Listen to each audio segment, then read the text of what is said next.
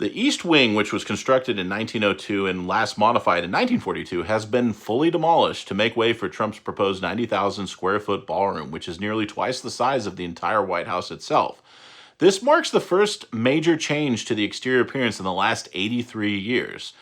And there is a long history of renovations at the White House, including Teddy building the East Wing, Obama building a basketball court, FDR building a swimming pool, Nixon turning that swimming pool into the press room, Ford putting in an outdoor pool, and most notably, Truman gutting the entire White House. Trump's promise that the ballroom wouldn't touch or interfere with the existing structure has shown not to be true. And Press Secretary Caroline Leavitt even said nothing will be torn down. It does seem like those statements were clearly made in bad faith. And there is an argument that that lie that the existing building would not be touched was to prevent people from filing lawsuits, which would have potentially enjoined the East Wing's destruction. The National Trust for Historic Preservation demanded that the White House pause the demolition and submit the ballroom plans to what they say is the legally required public review process. The National Historic Preservation Act was passed in 1966 to protect historic and archaeological sites across the U.S., 16 U.S.C. 470. Section 106 does require a public review and interagency consultation before construction can begin.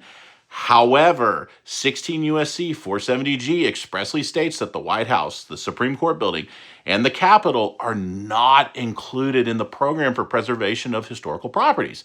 This was clearly done on purpose to allow the president and Congress and the Supreme Court to act as masters of their own house so that they wouldn't be beholden to the other branches of government in order to make changes to their own place of power.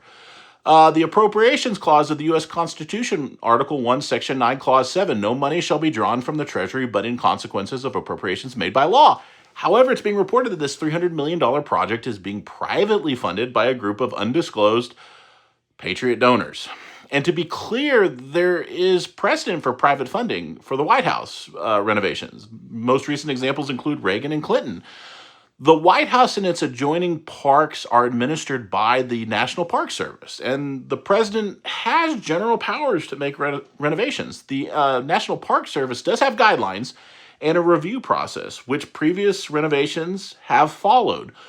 But guidelines are not rules or laws. So while I think it is fair to have an emotional reaction to the destruction of the White House, the people's house, given the lack of transparency and what some view as lies about the project, this conduct is legally permissive. And if anything, it shows that the guidelines and norms that we have come to respect and value need to be codified.